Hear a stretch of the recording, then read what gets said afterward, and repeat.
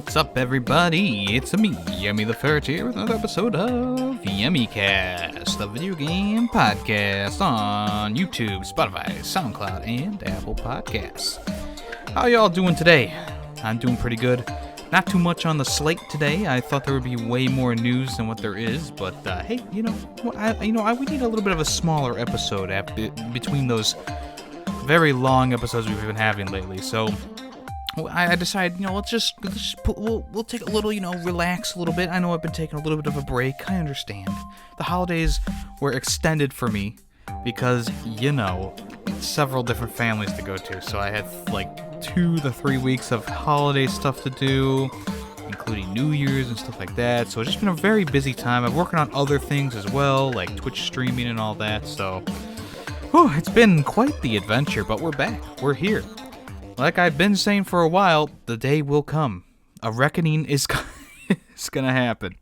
We'll switch over platforms for the hosting website, so you may need to refollow the podcast. I'm not sure how it's going to work, but I'm going to look into it a little bit more because we're getting to that time where we're going to move over platforms. So possibly we'll just rebrand the podcast and just start new. I don't know.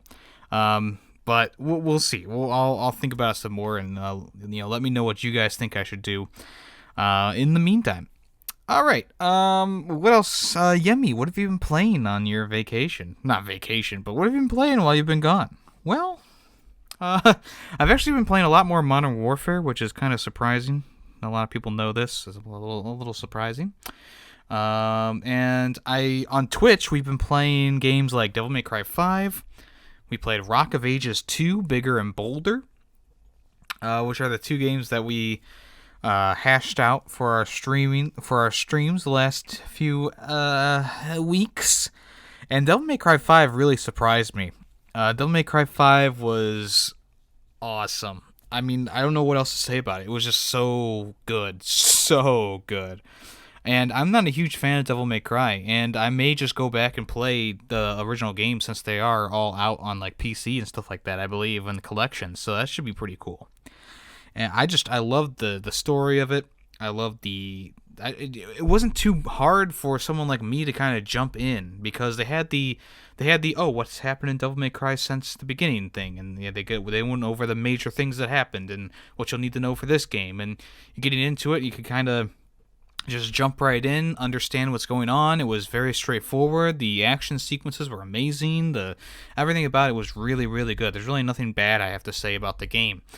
And I understand now why it won Best Action Game of the Year. So cool beans for it. I'm like I was saying during my live streams, I'm like, it's so sad that I played this after the fact, after I put out my list for the top 10 games. Because this definitely would have edged something out.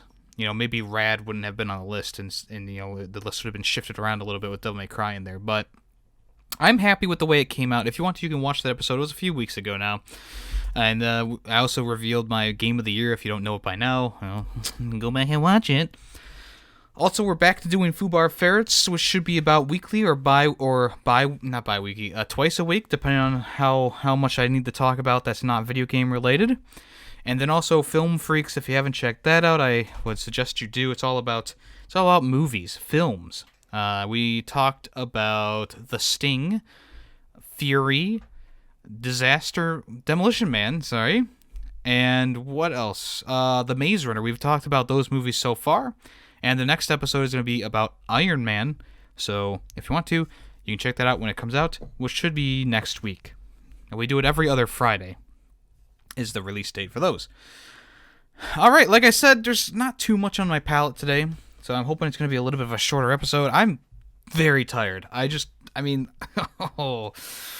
am so tired. I'm sore. At work today, it wasn't even work related. I had to help my dad move a whole bunch of, I don't know what, it's this old arcade machine, it's not even like an arcade machine, it's like a bowling machine, right? It's like a miniature bowling machine, and it's from the 60s or the 50s, he said. And this thing weighed a ton, and it was in 4 different pieces. Some of them were lighter than the others, but oh my gosh, I had to carry it up 2 flights of stairs. One going out of a basement and one going into my dad's basement. So if I'm a little bit out of it, that's why. Okay. Let's talk about some news, video game news. We haven't done that in a while. The last two episodes have been one was the NFL playoff predictions, which I have to correct myself and ourselves because the NFL did something weird, and the Vikings are going against the 49ers, and the Packers are going up against the Seahawks. We got it mixed up, and same thing with the other side. We got the two mixed up. I don't know why the bracket I was looking at was wrong. Maybe something, I don't know what happened. Maybe Nick can explain it if he listens to this. So yeah, anything that we said might be moot because of the players have coming out a little bit different. But we'll talk more about the NFL when the Super Bowl, when the people going in, the two teams going into the Super Bowl are ready to go. So we'll come back with a podcast for that. And then the week before that, what was the week before that? I don't even remember. It's been so long.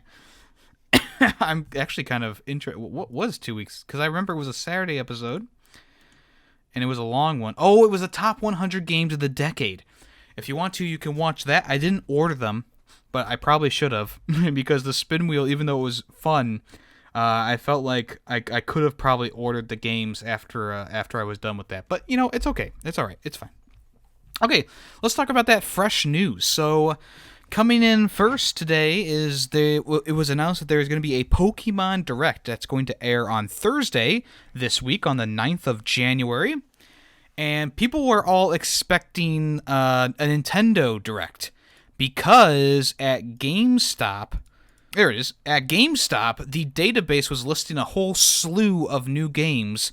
And people were saying, oh, is there a Nintendo Direct on the way for maybe January, early January, because the GameStop employees posted pictures of the usual pre-direct SKU listings, and there's 1, 2, 3, 4, 5, 6, 7, 8, 9, 10, 11, 12, 13, 14, it looks like 15 new games that are coming out, possibly from Nintendo, and people were going crazy because that's a pretty big list of games.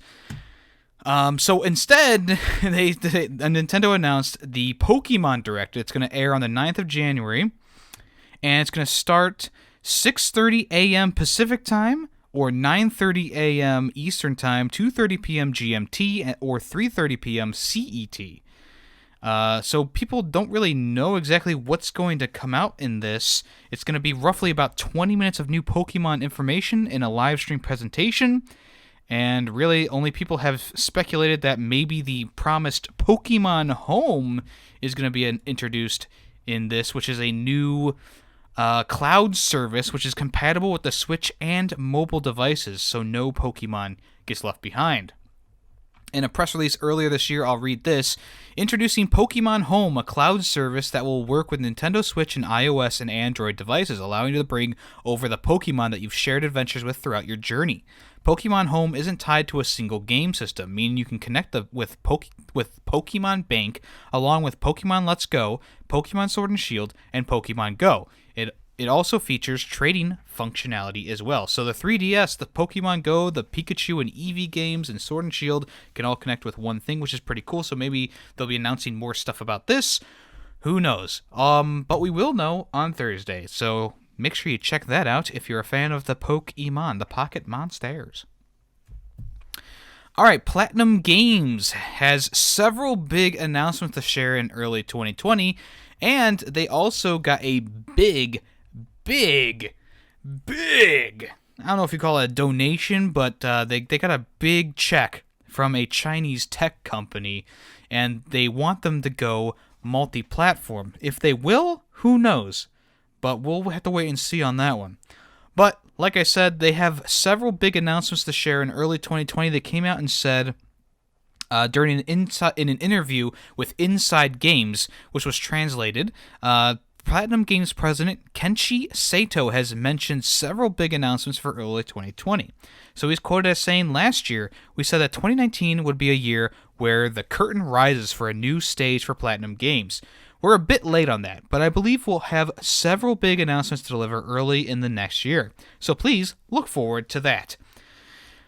So yeah, we'll see if Bayonetta 3 maybe comes next or this year. I keep saying next year because I'm used to saying it, but this year, 2020. Maybe we'll see Astral Chain DLC.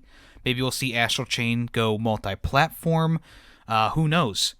But we'll have to wait and see on this one. It sounds like they got a lot of things planned. Several games. That's not too bad. Anything else that people are expecting? There's this game called The Wonderful 101, which people are saying is going to be revived on the Switch. And maybe even Umbra Witch? I'm not sure. Oh, Umbra Witch is Bayonetta. Duh! I still have to play the Bayonetta games. I'm a little bit behind on those. The only thing is, like, if someone walks in while you're playing it, you have to switch over the porn because you won't be able to explain what's happening on the screen. You'd be like, click. Alright, so there was an update for Super Mario Maker 2 yesterday during Chronoside's stream, actually.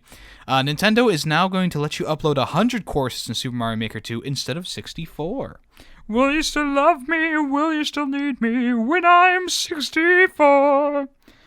So Nintendo came out on Twitter at Nintendo of America and said, thanks to the creativity of makers all around the world, there are now over 10 million playable courses in Super Mario Maker 2. To celebrate, we can now upload up to 100 courses to Course World. That's not too bad. And they came out with a little... What is this?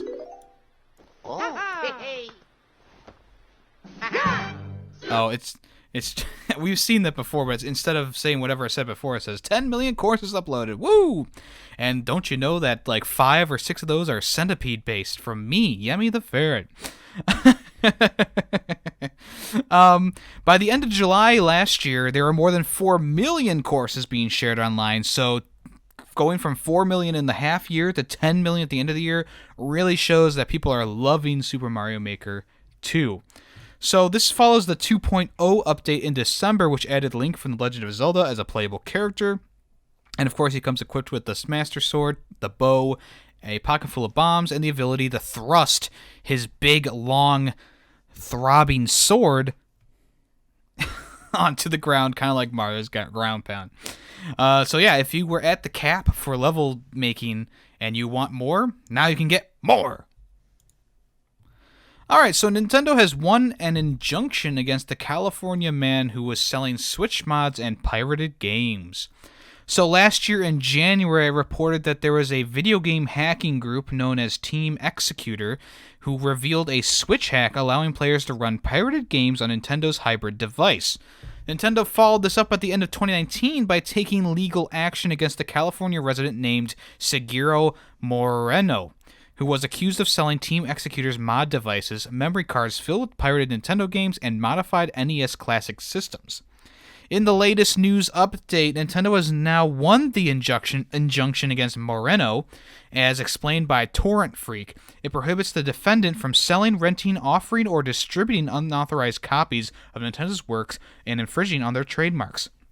Additionally, it also prevents him from engaging in several other types of conduct, such as challenging the validity of enforceability of any Nintendo IP, right to protection method in any forum in the future, hacking, modifying, or circumventing the company's technical measures within its hardware or software, and reverse engineering any software developed by Nintendo or affiliated companies. That's a lot of legal mumbo-jumbo.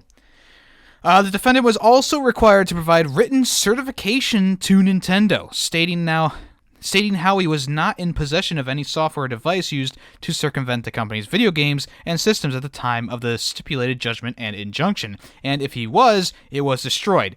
This applies to his agents as well. No fines were enforced, but both parties were required to cover their own costs and attorney fees.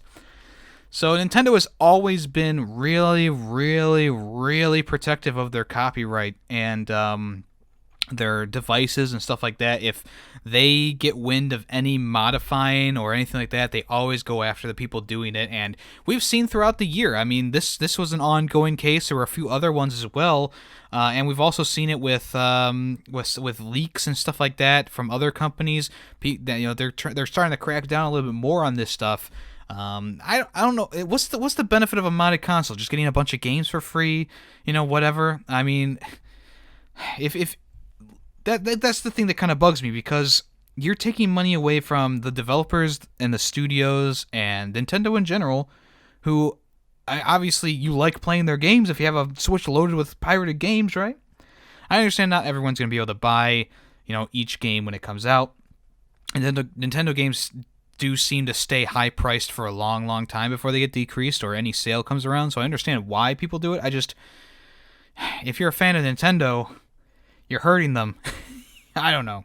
What do you guys think? Let me know in the comments below.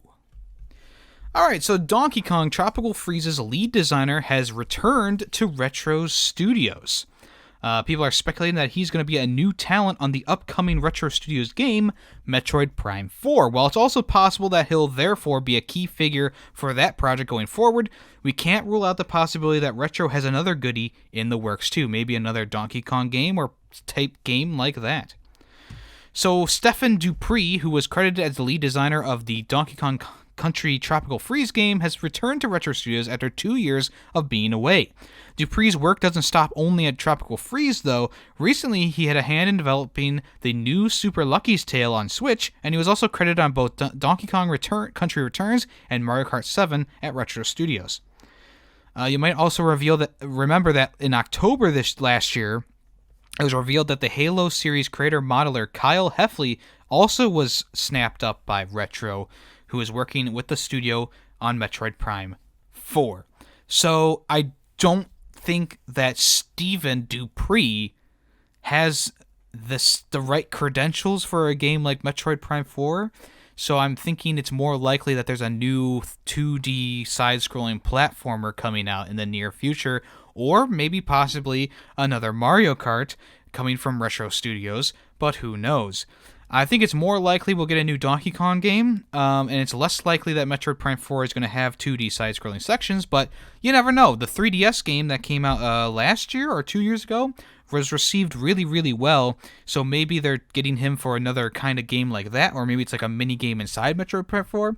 I don't know. It's good. It's a good to have him back though, because Tropical Freeze is a really great game, and if you haven't gotten it, it does have a release on Switch now. A little pricey, I think, but on a sale, it's a deal. Or a steal. I still like the game, though, and I bought it full price myself. Alright. Devil May Cry 3 team teases a little something extra for Switch players. So in November, brought the news that Devil May Cry 3 will be launching on the Switch possibly this month, and it looks like the Nintendo's platform just might be the perfect place to play the game. Speaking in a quick developer update video on Twitter, the game producer Matt Walker came out and said this. Hey everybody, this is Matt Walker from the Devil May Cry dev team here in good old Osaka, Japan. And I'm here to talk to you just a little bit about Devil May Cry 3, which is coming to Nintendo Switch on February 20th. I gotta tell you, personally, I'm really excited about this eternal masterpiece finally coming to Switch, because I've always been a big fan of being able to take my Switch, play it on my TV, and then switch into portable mode and take that with me wherever I go. That's not all though. We know that this game holds a very special place in all of your hearts, and so we wanted to show our appreciation. I guess you could say that we were feeling a little motivated to add a little something extra that we think you're all really gonna like. So here are the key dates to circle on your calendar to check back for more info. January 16th, January 30th, and February 13th. This party's getting crazy! But that's it for now. We hope to see you back on our channels later in the month. For now, much love to all of you. This is Osaka signing out.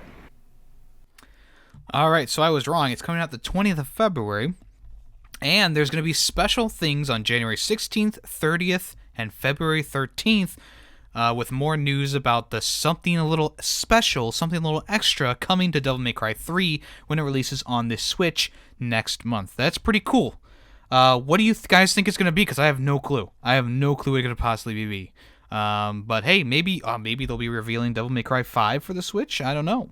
But right now, we know that there's something for Devil May Cry 3 Special Edition for Switch, and we'll see what comes of that. All right. The Axiom Verge creator is open to developing more entries in the series after he finishes the sequel, which is Axiom Verge 2.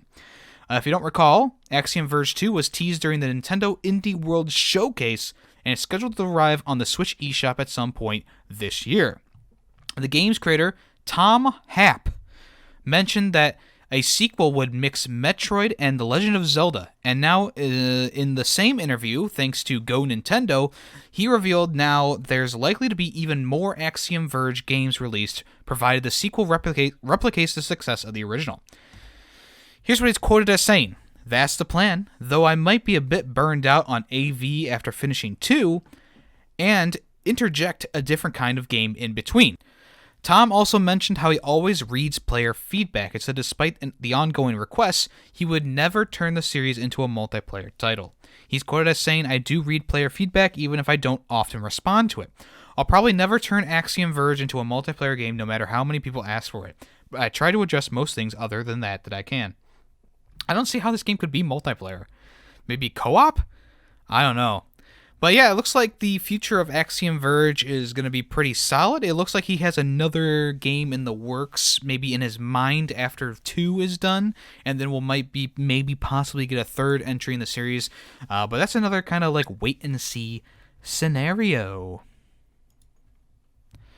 Alright, so Fortnite made more money than any other game in 2019. It may be no surprise to anyone, but Fortnite has won in that area. So according to Super Data, the game was a top earner in 2019 with a whopping $1.8 billion in revenue.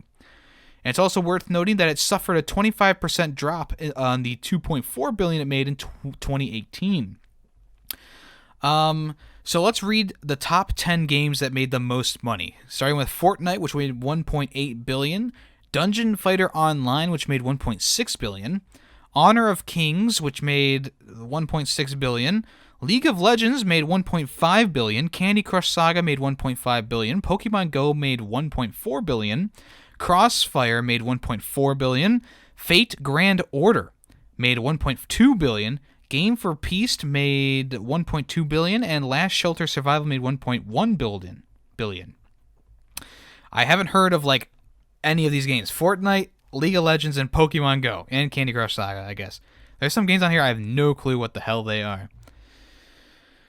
So yeah, also they have the top premium PC and console games by revenue. So the games that made the most money on PC and console. So we have FIFA 19, Modern Warfare, Grand Theft Auto 5, FIFA 20, Call of Duty Black Ops 4, NBA 2K19, Tom Clancy's Division 2, Rainbow Six Siege, Borderlands 3, and Sims 4. So it's weird to see FIFA 19 at the top. People are playing FIFA 19 more than FIFA 20, which I guess makes sense. But Black Ops 4 is still on here, I guess because people like the Battle Royale and it's a futuristic type game instead of like Modern Warfare, which is more realistic. Maybe that's why that is still on the list here, but not too bad. Not too bad. Alright, so Dragon Quest Your Story is set for a Netflix release this year. It's a CGI retelling of the Super Famicom classic.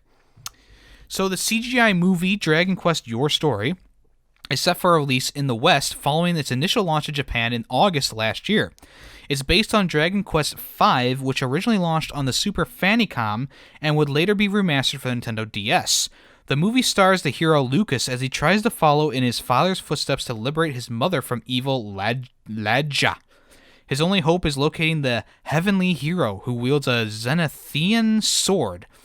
The trailers released so far have been pretty cool, and the CGI looks really impressive. A listing for the movie appeared on the Netflix in US, Mexico, and Australia, but there's no release date yet. The film is being marketed as a Netflix original, which could suggest that the streaming giant has invested in localizing it for audiences outside of Japan. A movie based on one of Japan's most beloved RPGs might seem like a sure thing, but Dragon Quest Your Story has a bit of a bumpy ride since it released in Japan. In December last year, Dragon Quest V novelist Sori Kumi filed a lawsuit against the producers of the film, claiming that the names she created were being used without her permission. Some fans also took issue at the fact that voice actors weren't used for the characters, and in a matter more typically in the West, famous professional live-action actors were employed instead. So the fact that the film also ignores Akira Toriyama's trademark looks also it's also upset some people as well. Okay, so there's a little bit of controversy in Japan about this movie, I guess it is. But it does look really impressive, and it's unfortunate that there's so many like things like lawsuits and stuff, people taking issues with it. Jeez. But it does look pretty good, and if you're a fan of Dragon Quest and you live in the US, probably later this year it'll be coming to Netflix if the lawsuits don't take it down first. Alright, so Trials Rising is getting 5 new tracks for winter, and those are already out. Those are out on Tuesday. So Trials Rising is being treated to 5 brand new tracks as part of the Season 4 offerings, all bundled together in the game's 3rd track pack, called Polar Expedition. This pack will have you wrapping up for some winter as you soar across snowy landscapes on a ride or ride on ice. So here's the details for all of the 5 new tracks coming from Ubisoft's blog. Permafrost, you like the air? Because permafrost has air. You'll need to really watch your air time on this track as you string together jumps through a stunning village in Greenland that's surrounded by glaciers, while you use the Rhino to control your air time, or go for the Mantis to possibly skip some jumps. This track has several options to bring home the victory. Glacial Mass. What's cooler than being cool? Glacial Mass. This track starts you on a glacier and takes you around sinking icebergs that will put your timing skills to the test. If you hear ice cracking on the track, it probably is, so move fast. Will we see the Titanic? Not sure. Inuit's Paradise. Been spending most our rides racing through Inuit's Paradise. The Arctic sky, complete with Aurora Borealis, gives this track the best vibes in the entire expedition. Don't get too distracted by the sights, though, as this track makes you pull out some serious technical skills. You may see a snowman and a snow squirrel hanging out, but you'll need some snow bunny hops if you're going to get on this leaderboard. Out Cold. This track will bring back some serious X-Files nostalgia. Starting during a storm near a military station, you'll be plunged underground where the military would rather not see you. Secrets are contained within the walls. Will you find them? And finally, Ice Inferno.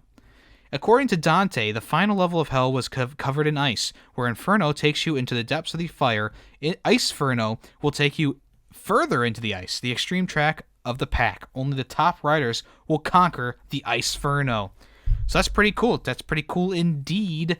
Each track has its own little poster, if you want to see that, which is on their blog as well. It's pretty cool. It kind of looks like old-fashioned movie posters. Not too bad. Trials Rising. New content pack out now. Alright, so Sony had the CES 2020 press conference, and they revealed the PS5 logo along with the PlayStation hardware features, and they also promised the biggest and best games for the PlayStation community coming soon.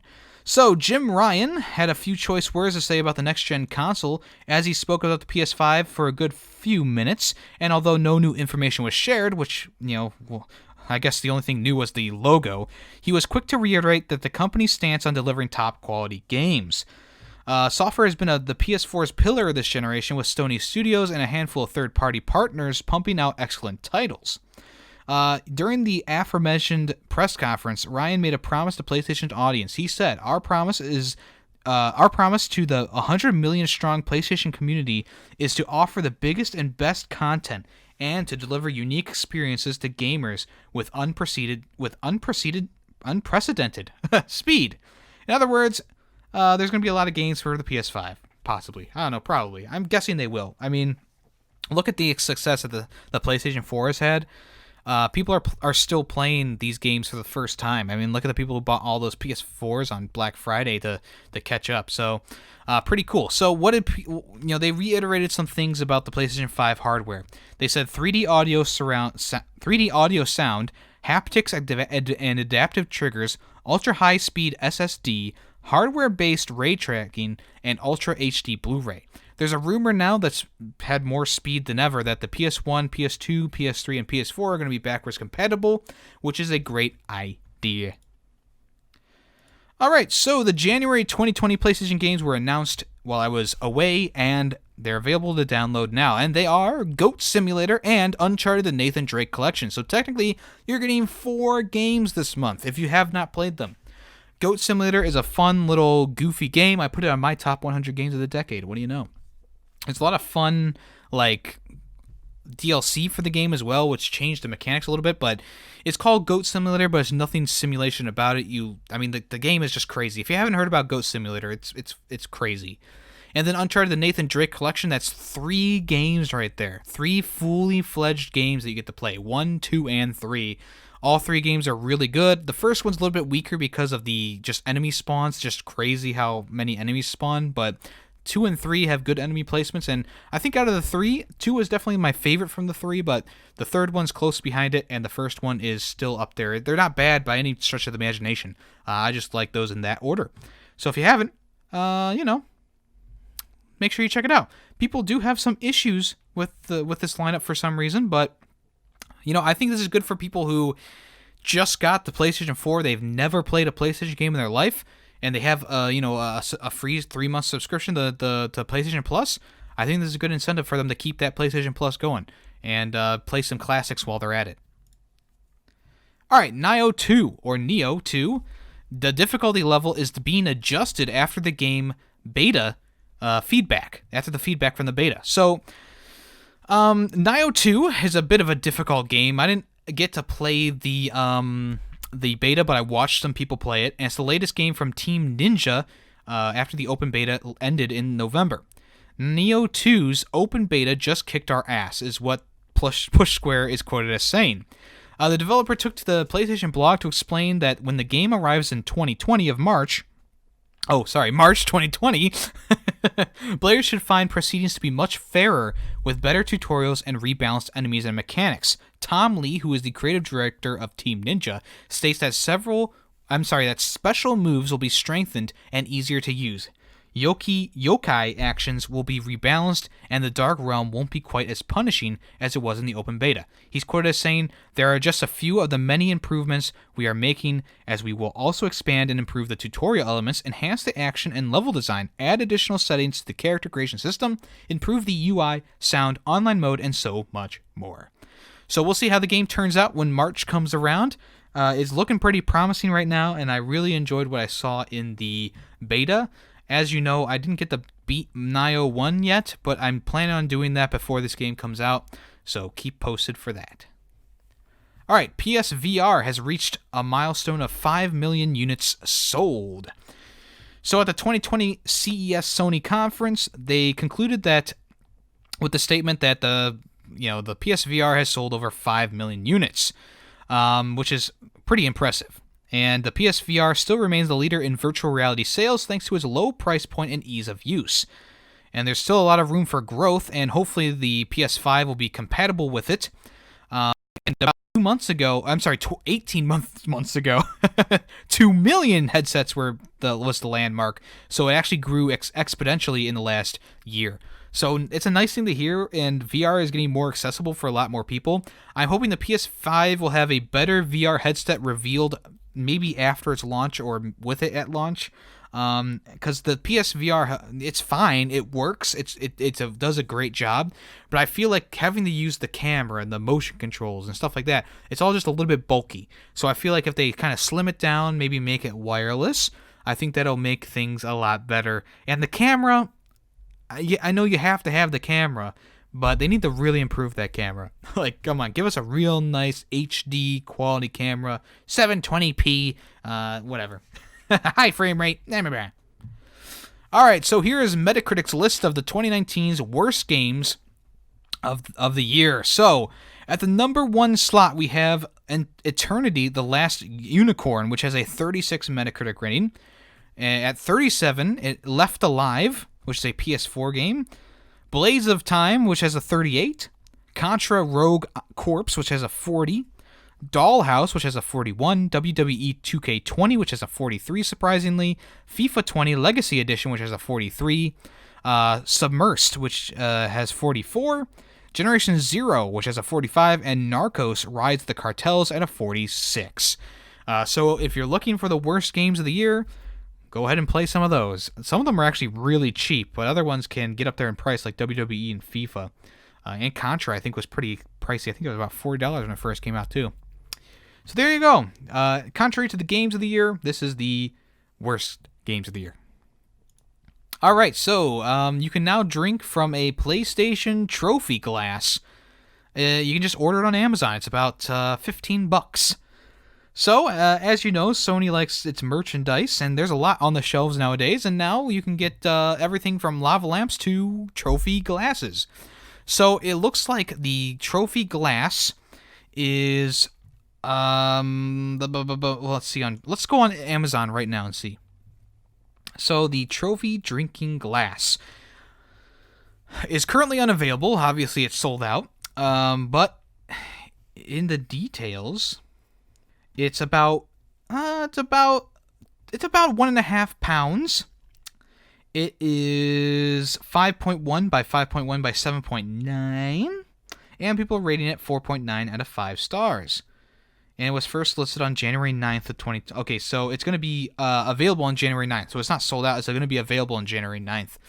It looks like a pretty nice glass. I think collectors will have a nice look at this if you want to add that to your collection. And people who hunt for trophies, why not have a trophy sitting next to you? Huh? And every time you drink out of it, you can make the bling noise with your mouth. Be like, bling. Oh, yeah. All right, so the Lord of the Rings Gollum game is confirmed to be a PS5 game. So last year, German developer Daedalic Entertainment announced kind of quietly that the Lord of the Rings Gollum is going to come out in 2021, and now they've confirmed that the game is going to be officially a PS5 title. So 2021 is the release date attached to the game, and at the time, the organization said it would deploy on all relevant console platforms, and now a new Edge feature confirms that it's a stunning next-gen adventure.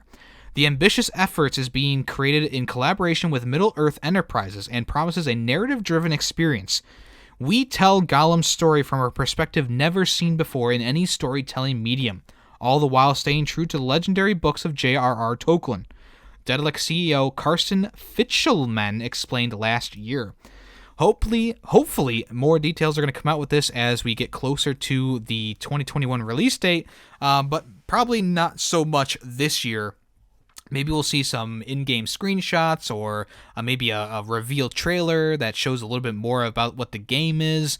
Definitely interesting. I'm interested to see what they're going to do with this, since we haven't really seen a Lord of the Rings game. Like, we had a card game last year, and there was Lord of the Rings Online, but we haven't really seen like a true-to-heart Lord of the Rings game since like Lego Lord of the Rings and like Return to the King and Third Age and stuff like that all the way back in the day. Back in the day, Lord of the Rings Conquest, Battle for Middle-earth, hell yes. So we'll see if this restarts the Lord of the Rings love in the video game universe, and maybe we'll see some popular games get remastered if this sells well.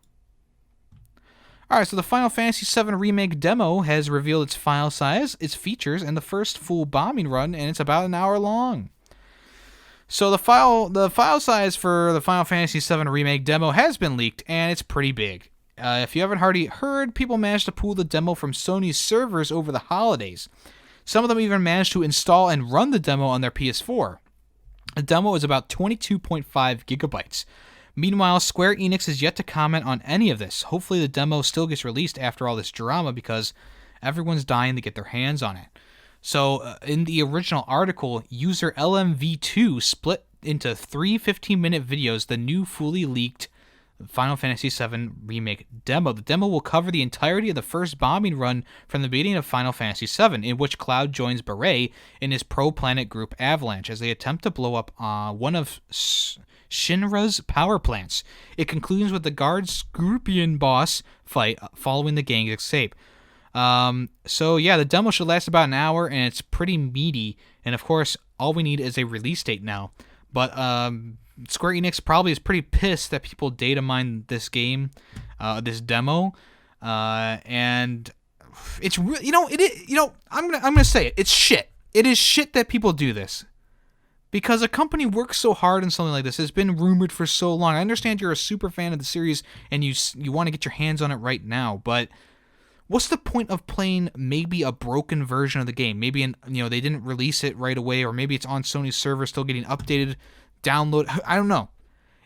But it is shit that people do this, because companies work so hard on these reveals, they work so hard on these demos, they work so hard on these games, and people just go onto the internet, They want the information right now, so they hack into things, they pay people to do things, they get the information, and whoop-de-doo, you get to play it early, but what's the point really in the end? Because everyone's going to play it eventually. I don't know. It's just a really shit practice, in my opinion. Alright, so the Respawn boss, Vice Zampella, is going to take control of DICE LA. So Respawn was the team that did Apex Legends, Titanfall, and of course Star Wars Jedi Fallen Order. The developer studio is going to be rebranded as well. So DICE LA, the studio formerly known as Danger Close Games, has a new leader in the form of Respawn's boss and former Infinity Ward chief Vince Zampella. The executive, who will continue to head coach the Titanfall developer simultaneously, will rebrand his new team in an attempt to shun the support monkeyer that's been attributed to it. Recently, the Los Angeles-based subsidiary has been tasked with aiding its Stockholm counterpart on titles like Battlefield 5. We want to give it a new image, he told LA Times. We want people to say, this is a destination you can go and make new content. I think they've kind of gotten the branding that they are the support studio for DICE. I think rebranding is important for showing people, hey, come work here. We're going into some amazing things. According to him, the new DICE LA will be separate from the main DICE in Stockholm and Respawn. We do talk a lot, and the more we interact and the more we learn from each other, the better we'll be. So there's interaction, but as far as the games, they'll be our own studio, he continued. So we can expect something new from the team, maybe next year, probably this year. So yeah, meanwhile at the regular studios, Jedi Fallen Order is going to continue to be updated, and the former God of War director Stig Asmussen is leading a narrative team within the studio, while other departments focus on the service-based Battle Royale Apex Legends and the virtual reality version of Medal of Honor. All hands are on deck at EA for the next generation, and we'll see what comes of it. So this is good news for DICE LA. Like they said in the article, and I've known this for a while, they've been just supporting Battlefield 5 and other games that have come from DICE, and now they're going to actually take part and do their own thing. That's pretty cool. I think, as the picture on this shows, I think the last game that Danger Close Games made was Medal of Honor Vanguard, which was okay. It was an okay game. But I really hope that they kind of break out of this first-person shooter mold. The Medal of Honor VR game has gotten a little bit of controversy, I think. They don't want to... I guess they don't want to make the fight, the gunplay realistic, so they're going with a more like PS2 era type thing, which is cool, but we'll see what comes of that. That's just something I heard though a while back. All right, let's take a look at the Xbox Game Pass games coming soon to console. Some of them probably are already going to be out by the time you're listening to this. So January 9th, Frostpunk Console Edition comes out, along with Sword Art Online Fatal Bullet. January 16th, later in the month, we're getting Tekken 7 and Grand Theft Auto 5, which is coming, I think it's coming the same day. So there you go. Leaving the Game Pass is going to be Lego City Undercover and Just Cause 3, so make sure you play those while you still can. All right, so that's it for this episode of Yemmy Cast. Thank you so much for coming around. If you're here for the premiere of this episode on Wednesday, my dudes, Wednesday the 8th of January 2020. We're in a new year, new me. Thank you so much for coming. If you're listening to this on any other platform, I appreciate you also nonetheless. All right, more stuff to come. Next week's episode, I'm sure there'll be more news to cover, but this time of the year is a little bit slow for things, and I think once the year starts chugging along, we'll definitely get some more bigger news articles like we've had these past few months. But, we'll see. All right, thank you for coming. I am Yemmy the Ferret, and this has been Yemmycast, a video game podcast.